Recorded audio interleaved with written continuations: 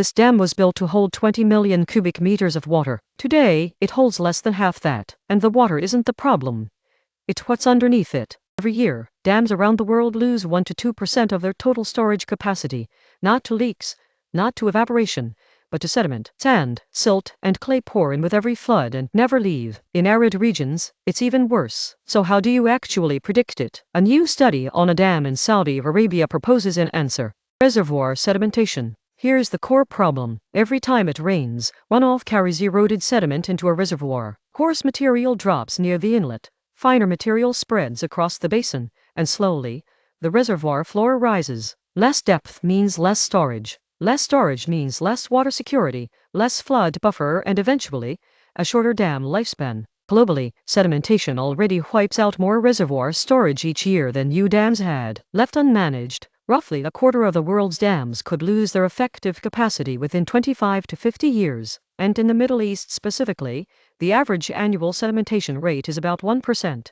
one of the highest rates anywhere in the world. So how do engineers currently estimate this? One option is the hydraulic approach, physically based models that simulate sediment transport in detail. They're accurate in theory, but they need extensive high-resolution data that most basins simply don't have. The other option is the empirical approach, using equations like the Universal Soil Loss Equation, or Russell and its successor Russell. These are easier to apply, but they rely on subjective parameters and were calibrated on other landscapes.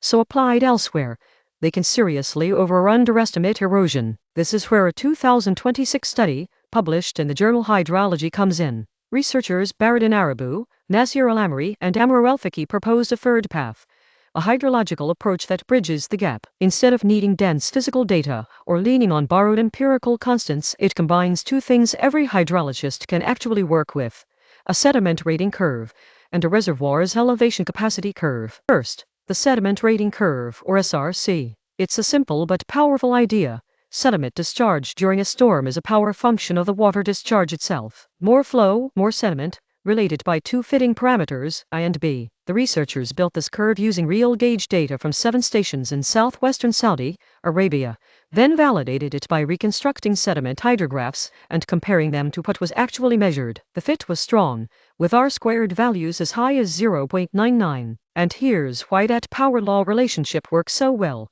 Look at the actual shape of the hydrographs. The sediment discharge curve rises and falls in near lockstep with the water discharge curve, storm after storm, just at a completely different scale on the right-hand axis. That shared shape is exactly what the sediment rating curve is built to capture. Second, the elevation capacity curve, or EC, a dimensionless equation, first proposed in 2009, that describes the relationship between a reservoir's water depth and its storage volume using a single shape parameter, N, unique to each dam. What this study does that's new is link the two. As sediment accumulates, it doesn't just sit there. It physically reshapes that elevation capacity curve over time. Mathematically, here's the chain. Take a flat hydrograph like this one, run it through the sediment rating curve to get a sediment discharge over time.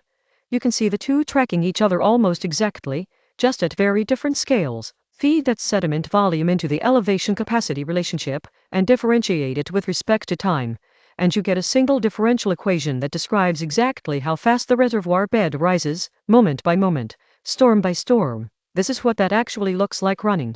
As the storm plays out, the water level and the sediment layer both climb in the reservoir cross-section. The capacity depth curve tracks where the reservoir sits on that shape, and the accumulated volumes level off once the storm passes. Because this is too complex to solve by hand, it's solved numerically, stepping forward in small time increments using the explicit Euler method, the same numerical technique used across engineering to march a system forward through time. Put all of that together, and this is the final model, a step-by-step formula that updates the sediment height at each small time increment, using the reservoir's own dimensions, the sediment rating curve, and the storm's water discharge, and a companion equation that converts that height straight into a reservoir volume. That's what the model does for a single storm. To prove it works over decades, the team applied it to a real dam, Wadi Fatimah Dam, in the Mecca region of western Saudi Arabia. Built in 1985, it's a 600-meter-long concrete gravity dam, 15 meters tall, with a design capacity of 20 million cubic meters,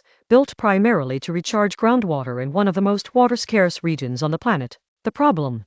Wadi Fatimah has no stream flow gauges of its own, so the team borrowed hydrological behavior from a nearby gauged basin, Wadi al-Lif, which shares similar size, slope, and geology. They calibrated a rainfall runoff model there using HEC-HMS software, matching simulated floods to 38 years of real storm records, then transferred those calibrated parameters to Wadi Fatimah and ran the model against 37 years of rainfall data from 1985 to 2022. Figure 5 from the paper shows exactly why Al-Lif works as a stand-in, the same general region of the Arabian Shield, a matched drainage area of around 3,000 square kilometers, and comparable channel slopes, a different watershed, but hydrologically close enough to transfer what's learned in one onto the other. And here's that calibration in action. 5 separate storm events, each simulated in HEC-HMS and checked against the real recorded flow. The blue simulated curve tracks the black observed curve closely across all 5, with Nash-Sutcliffe efficiency scores as high as 0.96, strong enough to trust the parameters once they're carried over to Wadi Fatimah. The results are striking. Before 1985, there was no dam, so no sediment buildup at all. The moment the dam went online, sediment started accumulating, slowly at first, then compounding year after year, storm after storm. By 2022, the model estimates an average of about 11 meters of sediment had piled up on the reservoir floor, with a most likely, or median, estimate of 9.64 meters. Translate that into storage, and the picture gets serious. The dam's original capacity of 20 million cubic meters had fallen to an estimated 8.9 million cubic meters by 2022, a loss of roughly 55% of its total capacity in under 4 decades. The team also modeled what happens with maintenance, clearing sediment either every year or every 5 years to keep the outlet clear. Both scenarios dramatically slow the buildup, which is exactly why real-world sediment levels tend to run lower than a no-maintenance model would predict. So how do we know the model is trustworthy? In 2008, Saudi Arabia's Ministry of Environment, Water and Agriculture conducted an actual ground survey of the reservoir. The model, run purely from rainfall data, predicted about 7.5 meters of sediment buildup by that year. The real survey measured about 5 meters. You can see that gap in person. Sediment sitting below the outlet here, and a further layer built up above it there. Physical proof of exactly the kind of periodic clean-out the ministry's maintenance crews perform. That gap isn't a failure of the model. It's explained by something else entirely, maintenance. Records show around 135,000 cubic meters of sediment were physically removed from the dam in 2020 alone, and crews routinely clear the area around the outlet. A follow-up geophysical survey, using electrical resistivity to see beneath the dry reservoir bed, independently confirmed a sediment layer about 5 meters thick sitting right where the model, and the maintenance records, said it should be. And here's what makes Wadi Fatimah such a stark case study. India's Hurakan Dam lost about 19% of its capacity over 29 years. Kenya's Murara Reservoir lost 14%. Wadi Fatimah lost 42% in just 23 years, roughly double the sedimentation rate of comparable reservoirs elsewhere in the world. That's the reality of building dams in arid, sparsely vegetated, storm-driven landscapes. This isn't just an academic number. Less capacity means less buffer against floods,